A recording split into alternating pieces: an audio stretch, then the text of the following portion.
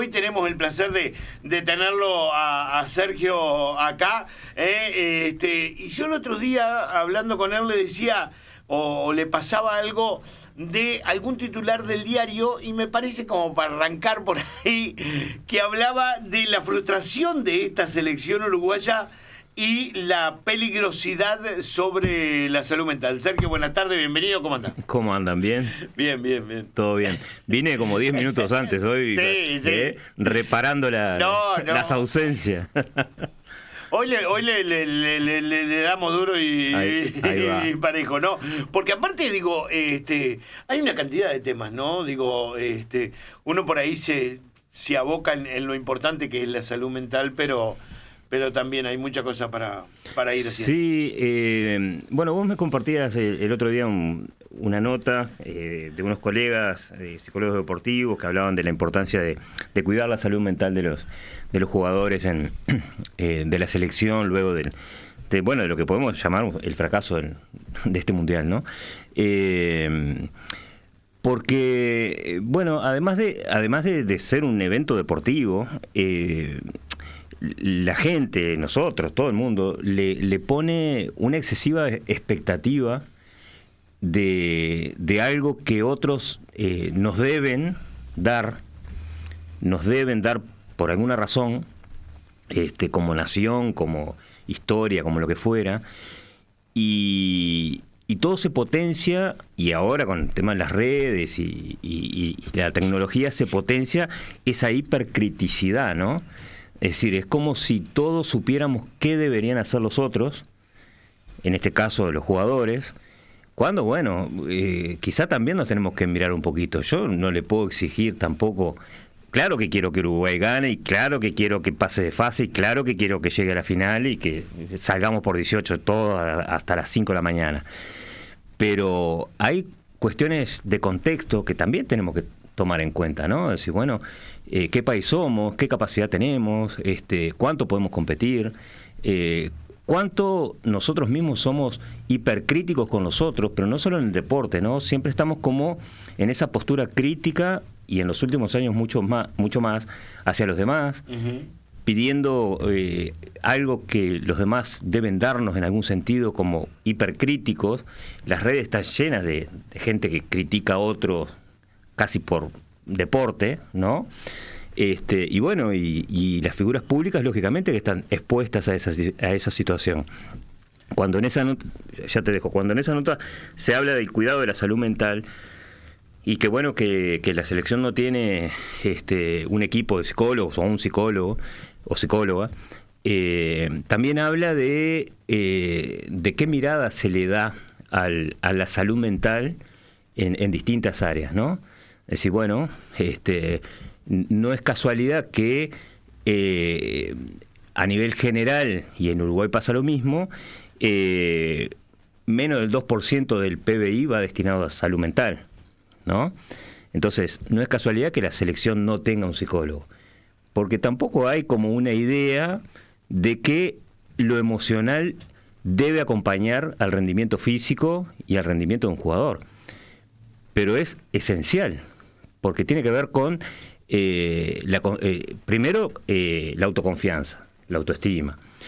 No solo las habilidades futbolísticas, sino cuánto confía el jugador en sí mismo, cuánto confía en su líder, cuánto el líder confía en ese jugador.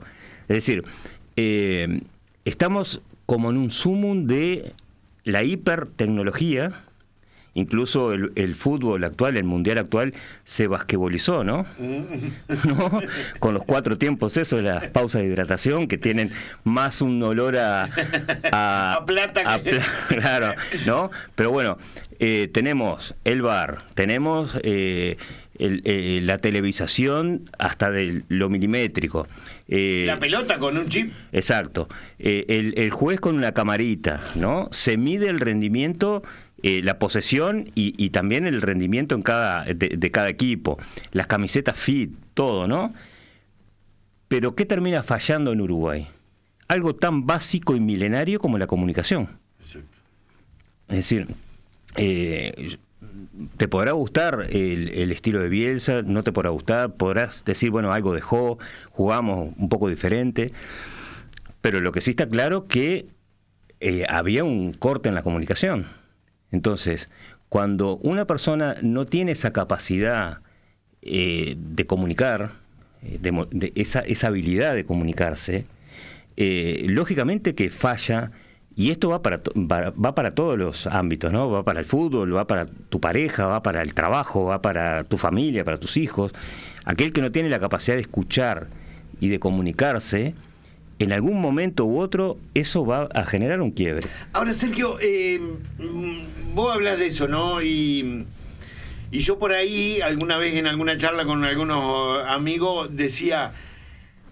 Pero te pones la camiseta celeste, necesitas que alguien te motive. A mí me pasa que, yo qué sé, que podré venir, no sé, bajoneado, esto y lo otro, se prende la lucecita roja de aire y salgo a ser otra persona, no salgo a contar todos los problemas que yo tengo ni nada por el estilo.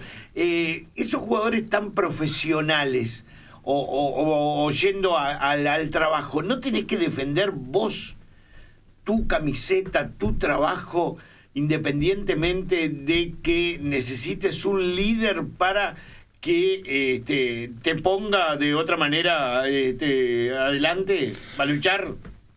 Y bueno, yo me pregunto si solo con la camiseta a esta altura se juega, ¿no? Si solo ponerse la camiseta de Uruguay va a generar en el equipo contrario algo distinto, ¿no? Es decir, ¿qué pasa con el sistema de juego? ¿Qué pasa con, es decir, el objetivo no es solo el resultado, sino querer el resultado, sino comprender lo que tiene que hacer, ¿no? Y jugar en equipo y construir equipo. Por eso a mí en este momento me queda resonando mucho más y toma mucho más significancia para mí al menos la frase de Tavares, del camino es la recompensa. Porque somos resultadistas, ¿no? Y queremos, lógicamente, que el equipo gane, que nuestro equipo gane. Si sos de Nacional, sos de Peñarol, o la selección uruguaya en este caso, querés que gane. No alcanza con que juegue bien o que casi hagamos un gol. Querés que pase de fase. Pero en definitiva, ese proceso de construcción en donde se van trabajando como otros valores, se va construyendo cultura, se va construyendo un sentido de pertenencia, que los jugadores quieran jugar en la selección, no solo con venir y con solo venir porque están jugando en Europa, se ponen la camiseta de Uruguay y tienen que jugar de la misma manera, ¿no? Es decir, hay todo un trabajo también de reforzar el sentido de pertenencia, el sentido de identidad, el trabajo en equipo, cómo gestionar las propias emociones en un evento así, ¿no?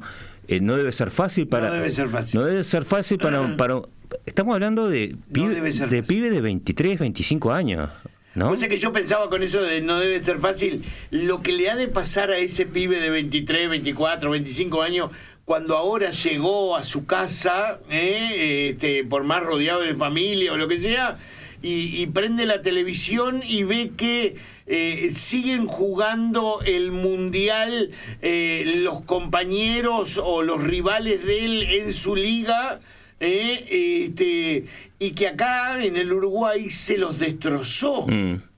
Porque acá en el Uruguay, bueno, Mulera, olvídate, ¿no? Pero después se los destrozó, ¿no? Digo, muy poca gente llegó a la conclusión o habló, como por ejemplo lo hablábamos recién, de que Uruguay no jugó mal. No jugó mal. No jugó mal. Creo que, bueno, yo soy alguien que me gusta el fútbol, que me gusta el deporte, me gusta mirar fútbol. No soy un experto en táctica, ¿no? ni estrategias de equipo, pero bueno, vi lo que vimos todos. Es decir, en el primer partido Bielsa se traiciona a sí mismo con ese 9 que pone contra Arabia Saudita, ¿no? Se traiciona su propia filosofía y eso desbarajustó 45 minutos que en un evento de este tipo donde no podés perder nada, ya arrancaste con mal pie. Después en el propio partido cambia, vuelve al esquema de siempre de él. Entonces, a eso me refiero con lo comunicacional. ¿Cómo vos transmitís? Si yo te digo ahora, bueno, ahora Marcelo, este esquema que venís teniendo vos, lo vamos a cambiar inmediatamente. Y no te doy explicaciones por qué, claro. o muy pocas explicaciones, ¿no? Entonces, esto de la escucha, esto de acompañar, esto de hablar, de entender, de explicar, creo que yo, viéndolo desde afuera, entiendo que hay una dificultad. Hay una dificultad en el relacionamiento interpersonal y hay una dificultad en la comunicación. Alguien que no te mira cuando te habla puede ser un genio del fútbol, puede ser un genio de la táctica, que quizá lo es, pero hay un aspecto que tiene que ver con esto del convencimiento, del acompañamiento, del cuidado del otro, de la empatía con el otro, que me parece que es esencial, no solo en el deporte, sino en todos los órdenes de la vida, ¿no? Es decir, bueno, es como, bueno, y acá tiene que ver con este aspecto de la inteligencia emocional, ¿no? Es decir, yo sería atrevido si dijera que Bielsa carece de inteligencia emocional, pero todas las muestras que está dando, las muestras parecieran que fueran en esa línea, ¿no? Es decir, bueno, la inteligencia emocional es un elemento, un conjunto de aspectos que tienen que ver primero con reconocer nuestras emociones, ¿no? Comprenderlas, gestionarlas, ¿sí? Y actuar para ello. O sea, no alcanza con que solo juegues bien. ¿Cuál es tu estado emocional en esa situación? ¿Cómo llegás a esa situación? Si llegás a un evento de este tipo donde te van a ver millones de personas, tenés 20 y pocos años, por más que seas un profesional del fútbol y juegues en Europa, un evento que tiene una presión inmensa, que hay un país detrás que te pone una expectativa enorme en la espalda, tu propia familia, que tenés que rendir y dar lo mejor. Es decir, no alcanza con que juegues bien. ¿Qué pasó con algunos jugadores que están en Europa y no se los vio? Hay algo en el ámbito de lo emocional allí que le jugó en contra, ¿no? Es como cuando, pongamos, vos sos un profesional de la radio y en algún momento te bloqueás porque tenés alguien enfrente que te impresiona de tal manera y tus emociones te juegan en contra. Uh-huh. ¿Y quién gestiona eso? ¿Cómo se gestiona eso? ¿Cómo se gestiona el manejo de la ansiedad? ¿Cómo se gestiona el miedo escénico? Estar en una cancha, en un estadio con miles de personas, siendo televisado, ¿no? Y no estoy justificando nada con esto, estoy... No, pero es que aparte de todo esto, por ejemplo, uno de los otros cuestionados fue Federico Valverde, ¿no? Y sí. Yo cuando vos te escucho hablar, me imagino esa cabecita, ¿no? Y después todavía sacarte en un momento de la obra, con toda la televisión, independientemente de que el uruguayo, alguno pensara que sí, que estaba bien sacado, que no, que esto, que lo otro, pero quiero pensar quizás en esa cabeza, ¿no? Digo, que con toda seguridad, esto que no había en la selección sí está en los cuadros. Porque lo sabemos, por ejemplo, con Ronald Araujo de lo que le pasó, y debe existir en el Real Madrid, y debe existir este personaje del psicólogo dentro de esos tipos de planteles, ¿no? Sí, yo creo que también hay una fantasía generalizada de que el jugador de fútbol, en este caso, es un ser exitoso, un ser que es un elegido, que le pagan para jugar, que no tiene ningún problema porque juega al fútbol y gana mucho dinero, ¿qué problema va a tener? ¿Problema tengo yo que me tengo que levantar a las 4 de la mañana, una fábrica, etcétera, etcétera, ¿no? Es decir, puede decir alguien, ¿no? Pero bueno, no dejan de ser seres humanos y hay que ver en qué contexto ellos llegan a esos cuadros, ¿no? Es decir, porque a veces vienen de contextos muy vulnerables. Vuelvo a lo mismo, no justificamos nada con esto, ¿no? Pero pareciera que estos jugadores deberían ser, o los vemos como una especie de superhéroes que vienen a cubrir nuestras expectativas y idealizamos un montón de situaciones, y si no cumplen esa expectativa, los hundimos. Ahora, Sergio, ¿y desde qué punto de vista yo, ponele profesional del micrófono, porque no el hincha ese que miró el partido con vos y comió un asado y terminó diciendo hacer unos perros, sí, esto, lo otro, pero desde qué punto de vista yo, profesional del micrófono, comentarista, no sé, cualquiera de los títulos que pueden tener, hablo así? Y dejo a un gurí de 27 años, jugador de fútbol, de la manera que lo dejo. ¿Te referís a los comentaristas? A los comentarios, o sea, ¿qué pasa? Todos sabemos, Sergio, que cuando uno habla en la radio, por ahí está generando una opinión. Ni hablar. ¿Me entendés? Ni hablar. ¿Desde qué punto de vista yo genero esa opinión hablando de esta manera si no sé qué fue lo que pasó adentro?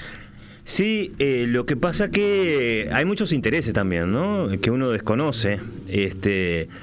Hablando mal y pronto, hay mucha manija en muchos comentaristas que no sabes cuál es su verdadero interés, ¿no?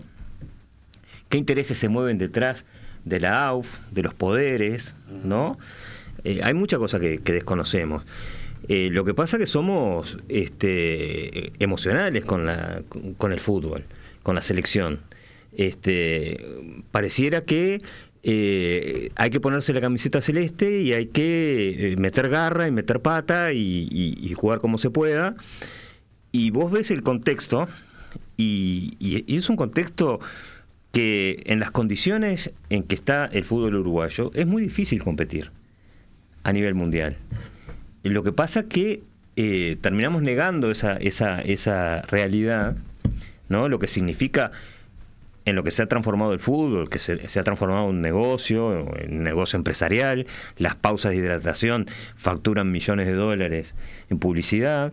Las camisetas, ¿no? Es mucho más rentable vender una camiseta de Messi de Ronaldo que una camiseta de Araujo, ¿no? Bueno, es la realidad.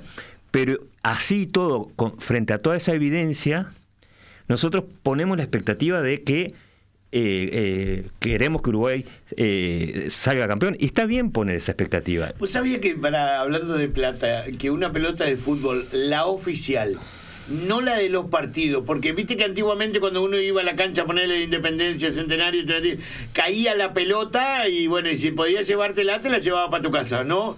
Bueno, hoy en los estadios no podés salir con la pelota. La pelota tenés que devolverla porque tienen un chip. Vas preso. Y vas preso. Claro. Y la pelota oficial, la que se vende, sale $4.000. Claro. Entonces... Sin el chip. Claro. Esto que se ha transformado en un negocio millonario, donde vos lo ves, a Irán lo terminan cocinando, sí, ¿no? Y nadie dice nada y todo sigue. Seguimos como en esa ola, ¿no? Es decir, quien se animó en algún momento a cuestionar todo ese negocio, Maradona y algunos más, bueno, fueron sacrificados, ¿no? Entonces, en ese contexto, bueno, Uruguay compite o intenta competir.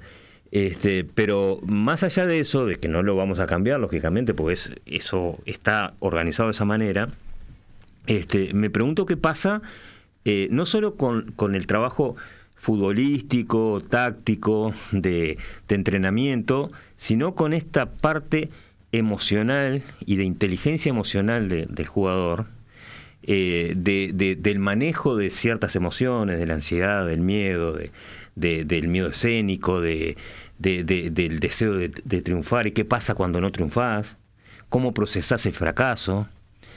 Hemos hablado en otras ocasiones de que estamos creando generaciones que cada vez tienen menor tolerancia al fracaso, ¿no? Y menos capacidad de resiliencia frente a la posibilidad de fracaso. Entonces, ¿cómo eso se transforma en un aprendizaje y permite repensar las cosas? Porque ahora lo más probable que pase es que Uruguay se vuelve, entonces van a descabezar algunas partes, lo van a sacar el técnico, van a traer otro, van a mover un poco el plantel y vamos a volver al mismo círculo. Cuando en realidad este cambio debería ser un cambio cultural, integrar algunas otras disciplinas que seguramente no las están integrando, ¿no? Es decir, bueno, de qué manera el jugador pone sus emociones en función de su rendimiento y no en contra de su, ¿no? Cómo de alguna manera gestionamos nuestras emociones para que nuestras emociones nos permitan actuar de la manera más proactiva posible, ¿no? Está bueno usar este ejemplo de la selección uruguaya, este ejemplo del Mundial, como para explicar qué es lo que nos pasa a cada uno de nosotros con respecto a esto de la salud mental, de las emociones, de cómo trabajarlas, de cómo no sé si alimentarlas o laburarlas, ¿no? Con respecto a esto. Claro, si en este caso nosotros digamos que lo resumimos o lo simplificamos en un fracaso, y que son unos fracasados, y son unos perros, y ganan millones, y viven de esto, ¿no? Bueno, es una mirada, pero es una mirada donde nosotros le estamos poniendo nuestra propia frustración al otro, ¿no? Porque el otro debería regalarme esa ilusión por alguna razón, ¿sí?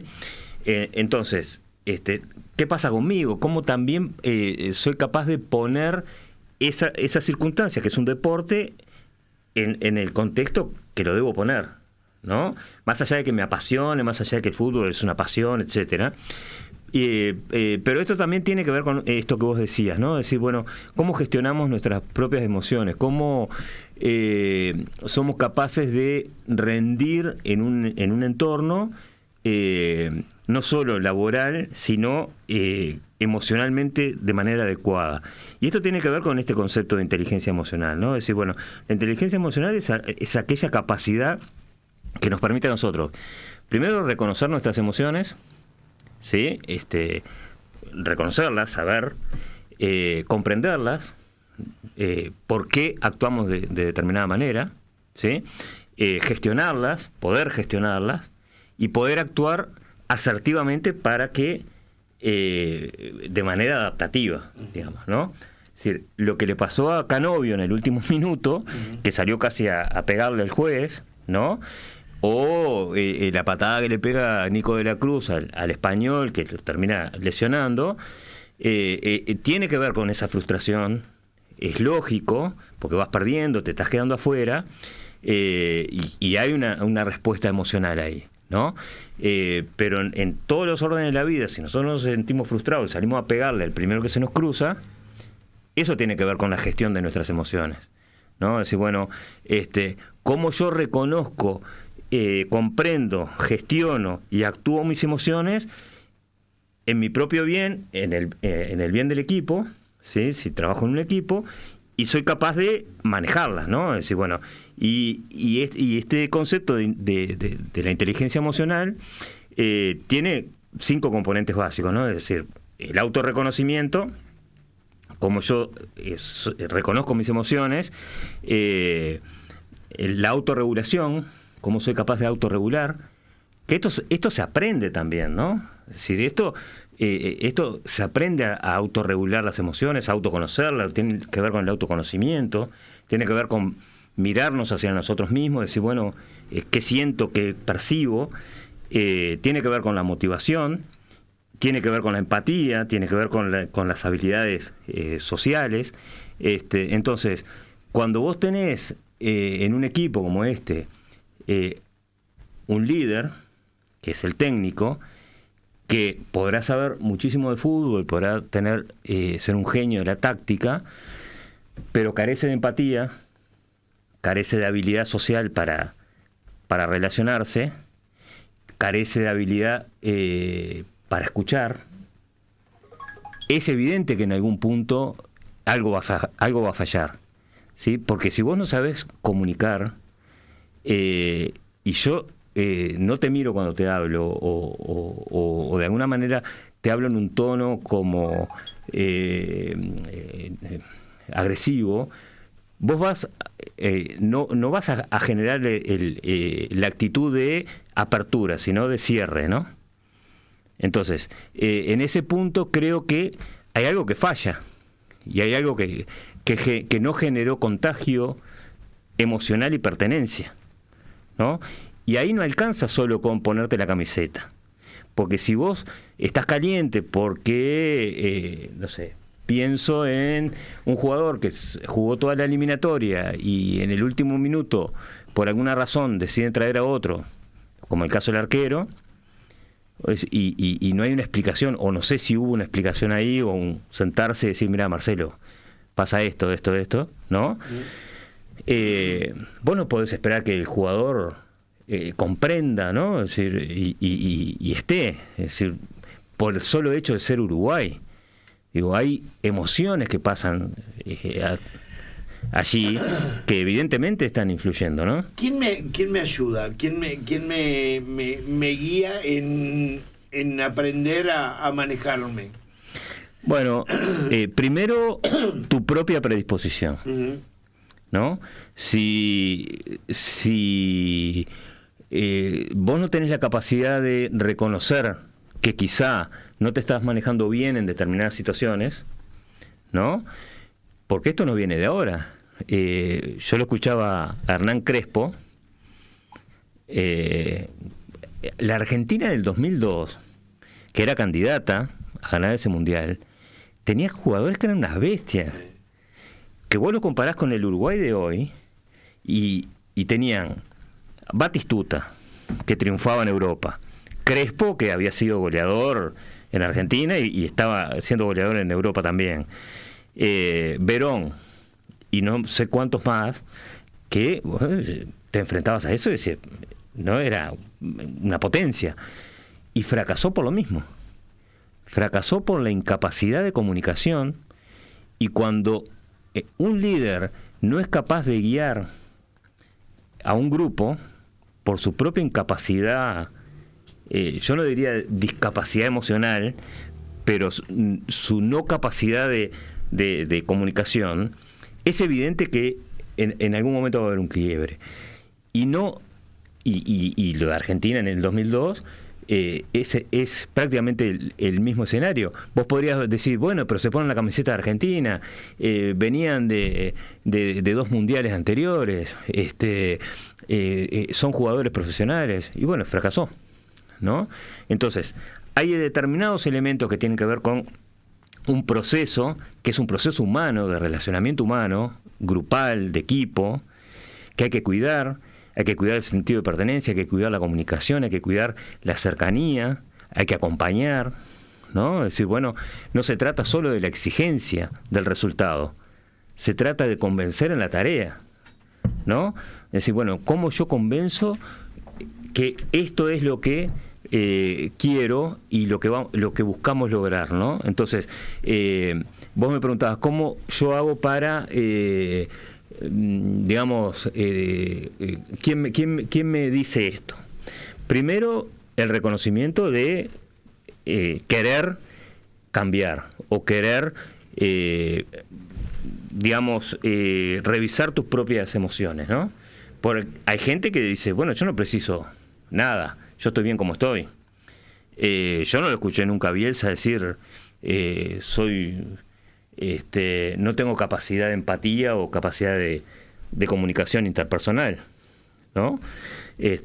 Primero el propio reconocimiento y después es evidente que si hay un equipo que es un grupo de trabajo y es un equipo que se construye y que encima debe tener un alto rendimiento, necesita un apoyo de grupo y un apoyo emocional de grupo e individual de seguimiento. Eso hoy la selección no lo tiene, por ejemplo. Y muy pocos equipos lo tienen, ¿no? Digo, andá a un partido de baby fútbol y mirá a los padres afuera, en el tejido, y lo que menos le reclaman a sus hijos es que sean compañeros, que jueguen, que disfruten el juego. Es como esa exigencia del resultado. Es como la frustración puesta en dame algo que a mí me falta y que yo no hice. Es como si yo pesara 120 kilos, estuviera comiendo papas fritas en el living de mi casa y exigiéndole a un pibe de 25 años en la televisión que corra porque es un perro. ¿No? Entonces, a veces como que nos vamos un poco de sintonía en eso, ¿no? Y no medimos realmente. Pero bueno, creo que en la medida, y esto creo que vale para todos, en la medida que yo sea capaz de reconocer mis emociones, ser capaz de regularlas, de gestionarlas, de reconocer mis habilidades, reconocer para qué soy capaz y cómo pongo esa inteligencia en función de la tarea, ¿no? Del resultado. Y eso no significa no exigirnos, sino cómo yo construyo contigo y genero esa sinergia que básicamente es la base de la comunicación, ¿no? Es decir, bueno, es como si vos estuvieras en pareja, ¿no? Y te pusieras objetivos. Vamos a tener la casa, vamos a tener el auto, vamos a tener vacaciones, vamos a esto, vamos a aquello, pero lo único que haces es trabajar los dos 12 horas por día, llegan a la casa y no se hablan. Claro. ¿No?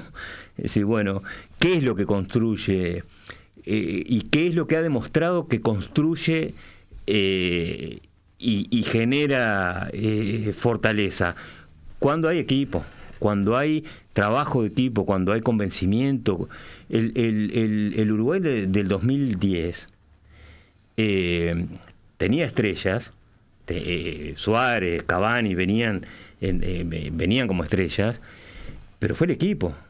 Vos pensás en el Uruguay del 2010, pensás en Suárez, pensás en Cavani, pero pensás en Forlán, pensás en el Cacha Arévalo Río, pensás en el Ruso Pérez, ¿no? Pensás en un montón de otra gente que sostenían algunas macanas que se había mandado también Muslera en el 2010, ¿no? O sea, había equipo, ¿sí? Y había convencimiento, y había sentido de pertenencia, y había un trabajo donde todos importaban de la misma manera. Importaba Forlán, pero importaba el que llevaba las pelotas, ¿sí? Los jugadores se bajaban del ómnibus y cargaban los bolsos con las pelotas, ¿no? Había un sentido de no estoy comparando, ¿no? Estoy haciendo una mirada de esto, ¿no? De cuál es el camino, ¿sí? De qué es lo que construye. Vos sabés que ya no tenemos que ir. Vos, que a través de esta charla, yo particularmente, no sé si mucha gente lo puede decir del otro lado, a través de esta charla entre fútbol y inteligencia emocional y salud mental, entendí una cantidad de cosas, Sergio. Porque yo era una de las personas que, no te voy a decir que maltrataba, pero decía que lo de la generación esa no era solamente por el maestro Tavares, sino porque tenía una muy buena generación de futbolistas. Y según esta charla que nos acabas de dar, entiendo que había un papel muy importante también del técnico. Y ¿sabés qué? Me gustaría preguntarte, ¿cuánta importancia tiene el mirarse a los ojos, el mirarse a la cara en una charla? Todo. Porque tiene que ver con sostener esa comunicación. Tiene que ver con el convencimiento. Yo desconozco si Bielsa tenía un mano a mano con los jugadores y era capaz de mirarlo a los ojos. Alguien que todo el tiempo vos ves que está mirando hacia el costado o hacia abajo y que se comunica casi con monosílabos, a mí me cuesta pensar cómo puede transmitir una idea o un concepto a un jugador que lo que hace es jugar al fútbol, que quizás no tiene las herramientas comunicacionales o el lenguaje, ¿no? Y eso es otro tema para hablarlo en otro momento. Por allá por el 90 y pico se empezó a cuestionar el concepto de inteligencia y como un concepto único, ¿no? Antes la inteligencia se concebía como un número, el coeficiente intelectual, ¿no? Es decir, te hacían test y si sacabas 90 y pico estabas en la media de la inteligencia. Bueno, a partir de ahí algunos autores, Gardner y otros, empezaron a hablar de inteligencias múltiples, ¿no? Y definieron unas 8 inteligencias, ¿sí? La inteligencia lingüística, la inteligencia lógico-matemática, la inteligencia musical, la inteligencia espacial, la inteligencia corporal kinestésica, la intrapersonal, la interpersonal y la naturalista, que en algún momento las conversaremos. Y ahí vos te das cuenta que, por ejemplo, un tipo como Messi, que vos lo escuchas hablar y no parece una persona inteligente como lo concebiríamos a alguien inteligente, pero lo ves jugar y es absolutamente fantástico. Y eso tiene que ver con su inteligencia kinestésica corporal, ¿no? Entonces, esto tiene que ver con estar atento a qué podés vos dar lo mejor y qué puedo yo extraer en un buen sentido de lo mejor de vos como ser individual, como ser diferente. Para eso tengo que escucharte, tengo que verte, tengo que comunicarme, tengo que saber cómo pensás, tengo que saber cómo sentís, que quizás te sentís bien en este momento, pero en otro momento por alguna razón no estás bien, ¿no? Es decir, ¿qué es lo que te mueve? ¿Qué es lo que te motiva? No solo la motivación extrínseca, porque siempre a veces pensamos que la motivación en los jugadores es extrínseca, es el dinero, lo que le pagan, lo que va a ganar, la fama, etcétera. Pero la motivación intrínseca, ¿qué es lo que te mueve? ¿Qué es lo que te corre por la sangre? ¿Qué es lo que a vos te hace vibrar? Y eso tiene que ver con un conocimiento profundo del otro, de saber quién sos, saber qué te mueve, de dónde venís, qué deseás. Yo no sé si Bielsa hizo eso. Quizá Tavares sí lo hizo, no lo sé, pero generó otra cosa, ¿no? A nivel de grupo me refiero, ¿no? Entonces, cuando hablamos del deporte, salgo del tema de la selección uruguaya y pienso en los clubes en Estudiantil, en Litoral, ¿no? En Independencia, en el baby fútbol. ¿Qué se enseña? A ganar, a meter pata, a meter goles, o hay una cuestión que tiene que ver con el disfrute del juego, el conocimiento del juego, la inteligencia puesta en el juego. Y para poner inteligencia puesta en el juego hay que saber qué habilidades cada uno tiene y qué puede dar cada uno y qué siente cada uno en cada momento. Y eso es parte del trabajo del líder, ¿no? Del que guía.